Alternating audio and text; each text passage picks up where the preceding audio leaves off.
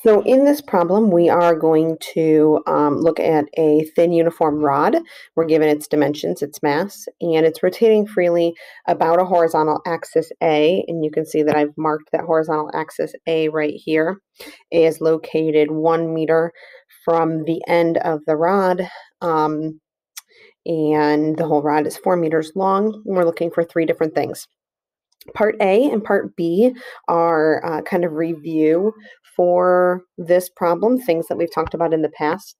So I want to encourage you to pause the video and attempt to complete Part A and Part B. For Part A, of course, we're starting with an equation on the equation sheet and deriving that rotational inertia. And then in Part B, you're using some other information based on the fact that we know the kinetic energy of the rod is given to come up with the speed of the end of the rod. You'll notice that when it says the speed of the end of the rod, what we're really looking for is a linear speed, or otherwise known as tangential velocity, specifically for the end of the rod. And that's going to be this end of the rod, this bottom end of the rod. As it passes through the vertical position. So I encourage you to pause the video to try and do those things yourself. But when you unpause, I will walk you through those calculations so you can skip ahead to see the answer if you would prefer to do so. Okay. So let's go through that derivation in Part A to get the rotational inertia. Now, there's 2 ways we can do this. We can do this just with where the axis of rotation is actually located in the problem, and using that expression from the equation sheet, I equals the integral of r squared dm. Or we can do it with that idea of if we had the axis of rotation in the center of our object, and then you use the parallel axis theorem. So I'll kind of go through one in full detail, and then I'll briefly talk about how to do that other method. So since this is just a one-dimensional object, when we do dm, we're going to do lambda dx. I'm going to use x as my little bit of length here. And instead of r squared, I'm going to use x squared. Plug that in for that. When I think about those limits on that x quantity, the smallest that can be, so if I'm thinking about one end of my rod, and actually, let's say instead of using x's, let's use y's, since I have this drawn vertically. So I think that's just going to make a little bit more sense.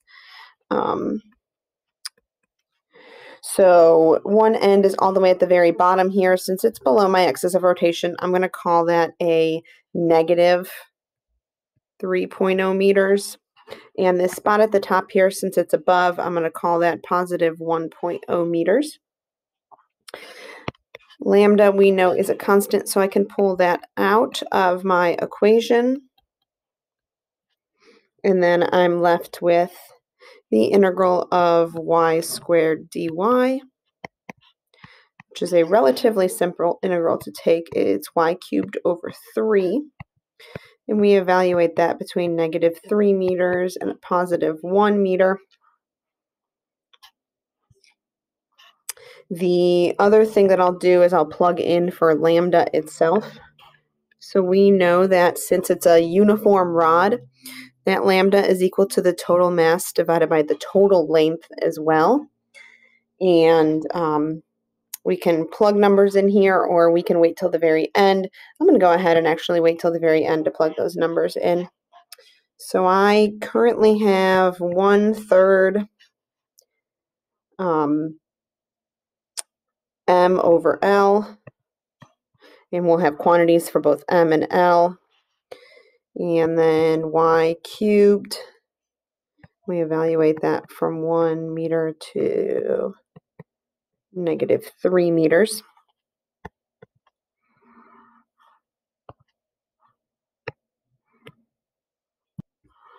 So plugging in numbers here, I have 1/3 and 3 kilograms divided by 4 meters. That's my total length. And then I have 1.0 meters cubed minus negative 3.0 meters cubed. And when you plug that all into a calculator, you should end up getting 2.5 kilogram meters squared. And so that ends up being a value for the moment of inertia. I mentioned to you that there were two ways we could do this. So the other way that you could choose to do this would be, instead of your limits being 1 to -3, you could do this similar to what we did in class. In class, we didn't have numbers in there. We kind of just left it as variables. Our limits when we did this, when we went through this derivation together, was from positive L over 2 to negative L over 2. And we ended up coming up with an equation that told us that the moment of inertia was equal to 1/12 ml squared through that derivation. And then what you could do is use the parallel axis theorem. And the parallel axis theorem would say that the moment of inertia of my object with its axis of rotation where it is right now is the moment of inertia about the center of mass, which is that 1/12 ml squared, plus md squared. And in this case, let me actually be consistent with the m there, capital M. The d in this case would be 1 meter, because it would be the distance from my center of my rod to where the axis of rotation is located. No matter which option you choose to do, you should get that 2.5 kilogram meters squared. So let's move on to part B. If you haven't already done part B by yourself, I encourage you to attempt to do that right now. Pause the video, try that out, and then you can unpause it and see if you're correct. So we're trying to find that linear speed of the end of the rod, and we know that this rod is rotating, so it has rotational kinetic energy of 1/2 I omega squared. Got that 1/2 there. 1/2 I omega squared. And the only thing we don't know in this equation is omega. So we can plug in values. I'm going to start by actually solving for my unknown. So 2 times that kinetic energy divided by the moment of inertia, and then I'll take the square root there. Tells me the kinetic energy is 20 joules. And that moment of inertia we just calculated to be 2.5 kilogram meter squared.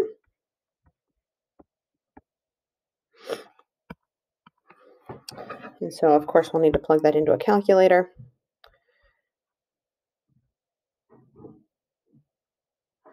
And you should end up getting exactly 4 radians per second squared. Sorry, radians per second, not squared. And then, since we're looking for a linear quantity, we know that that tangential velocity is your angular velocity times the radius. So I'm going to take those 4 radians per second. And radius here is considered to be the distance from the point in question to the axis of rotation.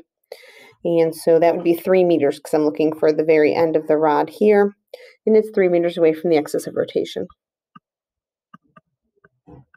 So I end up with a translational velocity of 12 meters per second. So now we're going to go on to part C. And part C is kind of the newer portion where we're dealing with conservation of energy. We want to know at what angle is the rod going to momentarily stop in its upward swing. And so what I've done here is I've drawn a diagram of kind of what we're looking for. That angle theta is what it's asking us to calculate. And so in calculating that angle, the first thing we're going to do is we're going to think about conservation of energy. We know something about the rod when it's completely vertical. When my rod is completely vertical, we know that it's going to have rotational kinetic energy. And that's the only type of energy it's going to have, because it's at its, well, because of where I'm going to set the reference level, let's say that. So we'll talk about that reference level in a moment here. But I'm going to set it at a point so that the initial gravitational potential energy is 0. And in the end, since I'm looking at its highest height, it's only going to have gravitational potential energy, because it's going to pause momentarily at that highest height. We're only dealing with rotational kinetic energy here because my axis of rotation isn't moving anywhere. So we know rotational kinetic energy. We actually know the value for this. So rather than plugging in an equation, I know that I can eventually just plug in a number. And so I'm just going to leave it in as a variable right now. And then over here we have MGH final. And so that final height, that's the thing that I'm going to solve for to be able to then find the angle, is going to be that value of rotational kinetic energy divided by m times g. Now, this is a number that we know that we can just calculate right away because we're told that the kinetic energy is 20 joules. The mass is 3 kilograms. And we know that g is 9.8 meters per second squared. So again, we can plug those quantities into our calculator.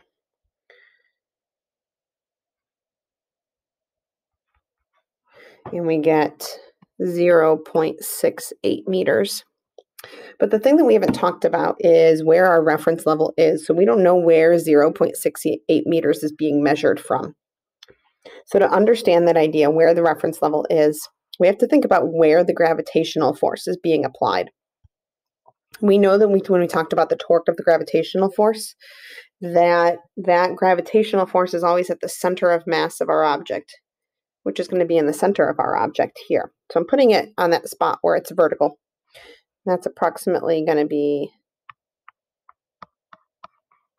right here where it's horizontal. So I'm going to label that as my reference level. And so then I know that the center of my rod, when it is at that maximum height, so I'll kind of put a dot at the center, it's located a distance of 0.68 meters above the reference level. So that center has kind of risen up by that amount. And of course, that's important in that we need to use that quantity to then figure out the angle. So I want you to pause the video right now and see if you can figure out how to do that. How do we use that quantity of 0.68 meters to find the angle that it is rotated through? So hopefully you were able to figure this out.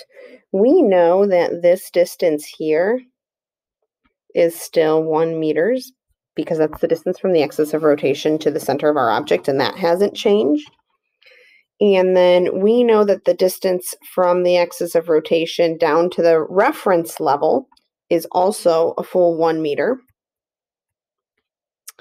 So we can calculate this distance right here,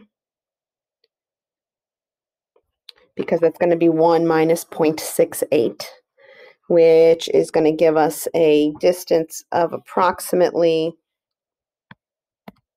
0.32 meters. We know that hypotenuse is 1.0 meters, and so we can come up with the angle right here using our cosine function, really inverse cosine function.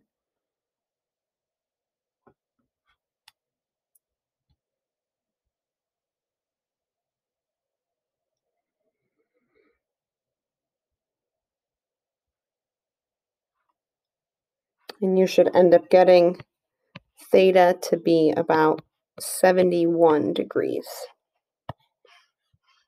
which is a pretty high height that it's reaching to, given that kinetic energy. So that gives you an idea of how we can use rotational kinetic energy with our conservation of energy concepts.